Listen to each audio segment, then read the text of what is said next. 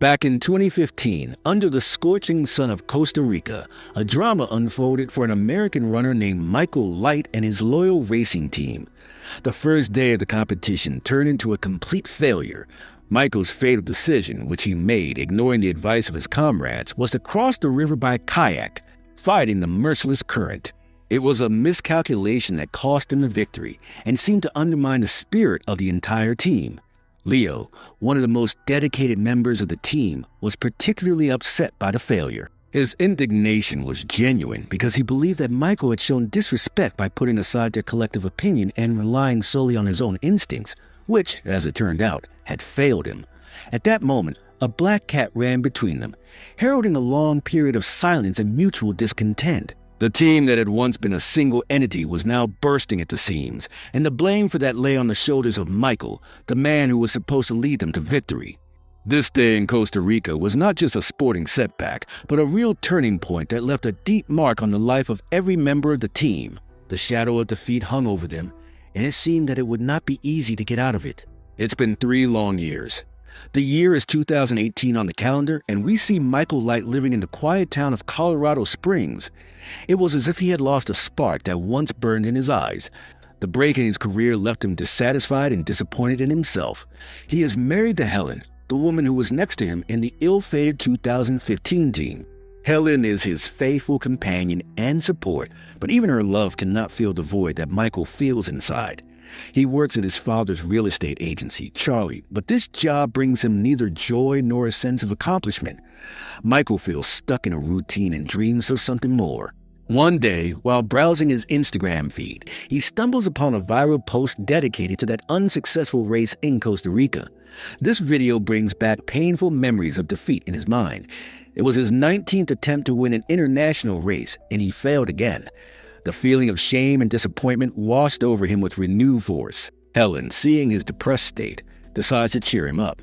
She says he needs to give himself another chance to prove to himself and the world what he's capable of. Her words give Michael hope and make him think about the possibility of returning to big-time sports. The decision has been made. Michael is determined to race again to finally achieve his long-awaited victory. He begins to assemble a team, inviting 2 of his old comrades. First on the list is Olivia, a talented rock climber whose life is inextricably linked to sports. Her father dedicated his career to the same discipline, and Olivia grew up in an atmosphere of competition and striving for excellence.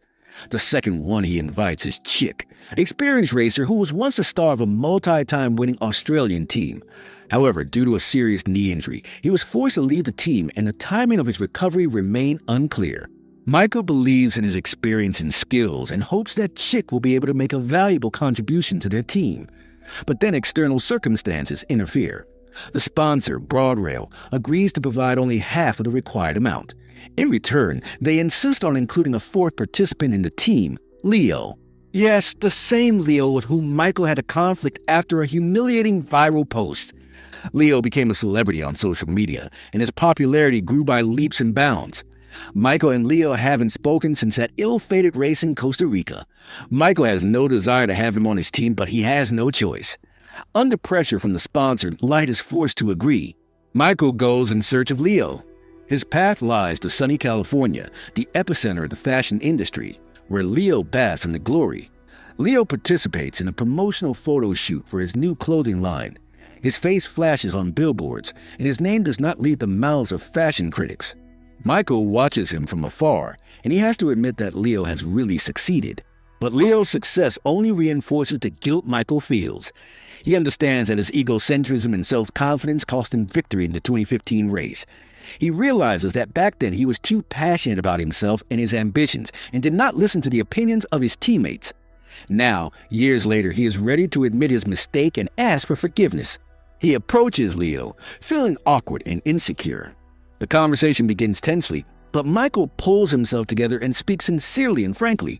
He admits that he was wrong and apologizes to Leo for letting him and the whole team down. He promises that this time everything will be different, that he will listen to the team and make decisions with them. He says he needs Leo's help, experience, and talent to win. After much persuasion and sincere apologies, Leo agrees to join the team. He sees that Michael has changed, that he has become more mature and responsible. He also understands that this is his chance to prove to himself and the world what he's capable of. He decides to put aside old grudges and give Michael another chance. The team gathers together and flies from the USA to Dominican Republic. They will face a difficult challenge, a 5-day race that will test their strength. They have only 4 days to acclimatize and prepare. The sponsor didn't spend more money, so they have to save on everything. They understand that they must use this time as efficiently as possible in order to be prepared for the difficulties ahead. 54 teams from 30 different countries gathered to compete for the victory. Among them are the best athletes in the world, ready to do anything to achieve their goals. The race route runs mainly through the mountainous terrain of the jungle. This means that steep ascents, dangerous descents, dense thickets, and impassable swamps await them. Each team chooses its own route to each checkpoint.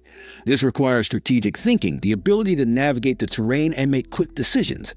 Chick, thanks to his experience and knowledge, takes on the role of navigator. He studies maps, analyzes the terrain, and develops the best route for the team. The race route is a real test for endurance and fortitude.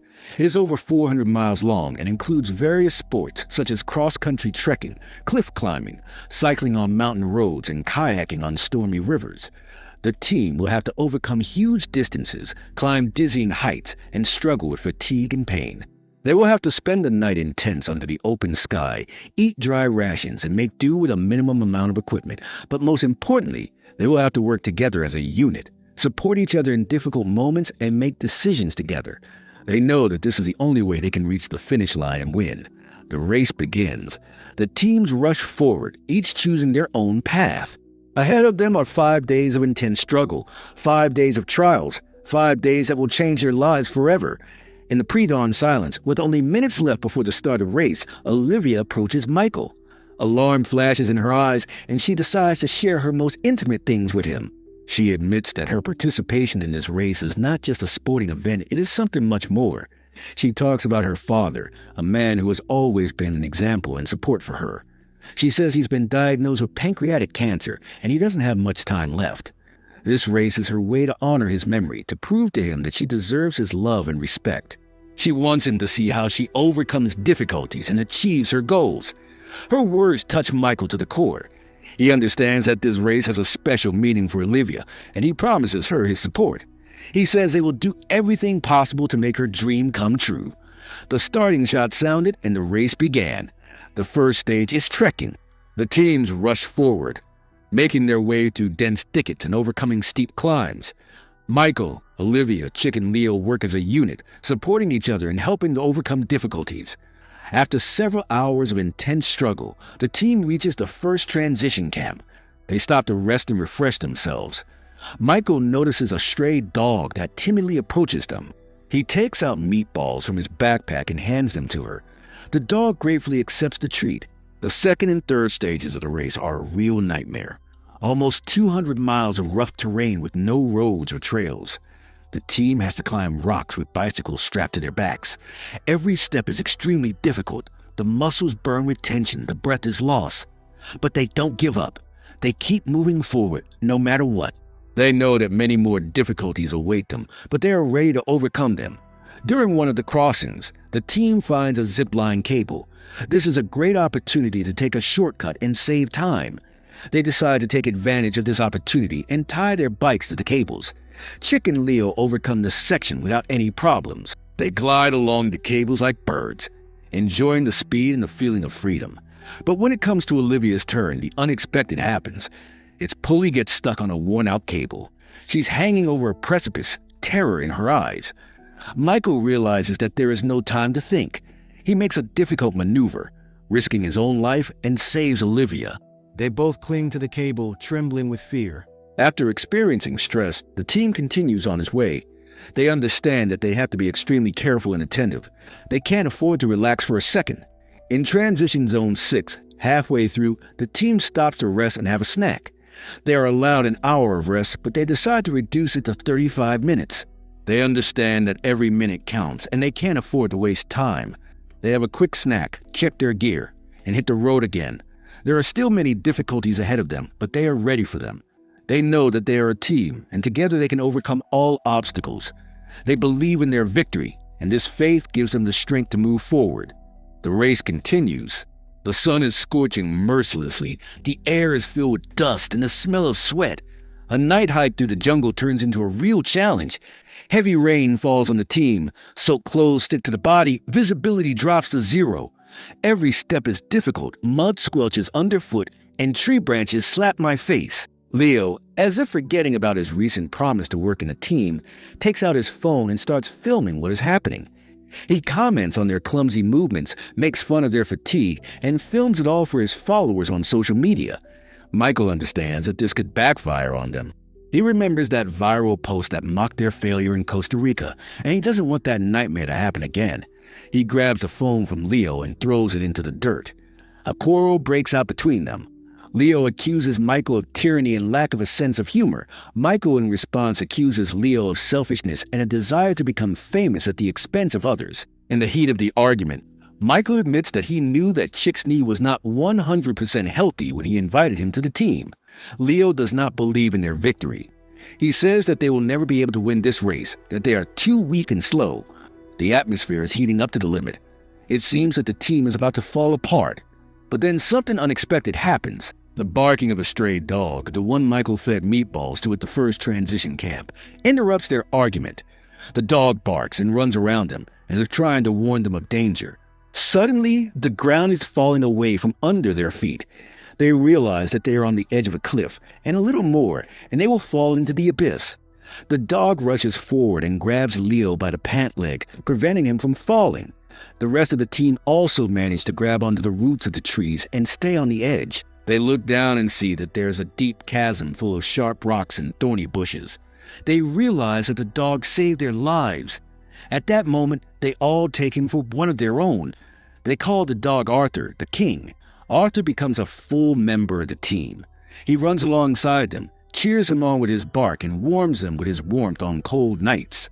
They share food and water with him, take care of him, and love him. They understand that he is more than just a dog.